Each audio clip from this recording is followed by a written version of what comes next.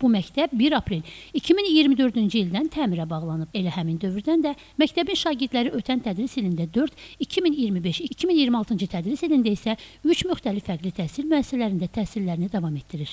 1600 nəfər şagirdin təhsil aldığı Şəmkir şəhər Cahangir Rüstəmov adına məktəbdən gedir. Müxtəlif məktəb binalarında təhsil alan şagirdlərin bəziləri şəraitsiz binalarda, bəziləri isə şəraitli binalarda təhsillərini davam etdirsələr də, lakin məkana uyğun olaraq şagirdlərin daşınmasında müəllimlərin 3 fərqli məktəb binasına öz fənlərini tədris etmələri də bir sıra çətinliklər yaradır. Məktəbimiz bildiyiniz kimi 2024-cü ilin 1 aprelindən əsaslı təmirə dayandırılmışdır. Məktəb binamız tezliklə tikilib başa çatsın, şagirdlərimiz daha əlverişli şəraitdə təhsil alsın və bu bildiyiniz kimi başqa binalarda yerləşdiyi üçün əhalinin dislokasiyasına da uyğun deyil. Onların şagirdlərin daşınmasında, aparıb gətirilməsində də müəyyən çətinliklər yaradır. Bizim məktəbimiz təmir olunacaqdır, uzun müddət pis vəziyyətdə idi və ümidlə inanırıq ki, təmir tezliklə başa çatacaqdır və biz öz məktəbimizdə təhsilimi davam etdirəcəyik. Burada çətinliklər bir şeydədir. Məsəl üçün, informatika dərsini keçə bilmirik. Elə bil ki, biz köhnə məktəbimizdə kompüterlərə var idi deyə rəqəmsal bacarıqlar keçirdik. O daha həm maraqlı idi və daha yaxşı idi. Çox istəyirik ki, öz məktəbimizə qayıdaq. Məktəb binasının əsaslı təmirində isə gecikmələr davam edir.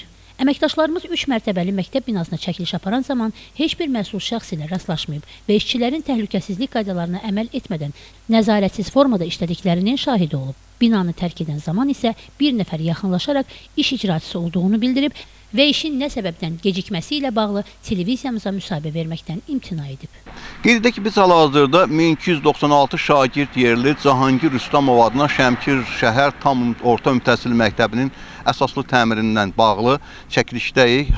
Təəssüflər olsun ki, artıq bir neçə dəfə biz bu məktəbdə olsaq da, yəni təmir işlərinin gedilməməsindən bağlı, təmirin dayanması ilə bağlı suretlər hazırlamışdıq, çəkilişlər etmişdik və bu dəfə də gəldik, yəni çox pərakəndə bir formada, yəni təmir işlərinin aparıldığının şahidi olduq və burada çəkiliş apardığımız zaman iş icraçısı axtardıq və çölə çıxanda bir nəfər yaxınlaşdı və özünü mühəndis kimi təqdim etsə də çox təəssüflər olsun ki, o şəxs də məlumat verməkdən, tikintinin gedişatı ilə bağlı informasiya verməkdən imtina etdi. Hal-hazırda çəkirik və göstəririk. Tikintidə təhlükəsizlik qaydalarına əməl edilmədən çalışan usta və fəhlələrin dəfələrlə faciələr ilə üzləşməsi qaçılmaz olub. İnanırıq ki, aidiyyatı qurumlar bu məsələyə ciddi yanaşacaq. Məsələyə Qazax Tovuz Regional Təhsil İdarəsindən də şifahi olaraq açıqlama gəldi ki, Regional Təhsil İdarəsinin tabeliyində fəaliyyət göstərən təhsil binalarının tikintisi və mövcud binaların əsaslı təmiri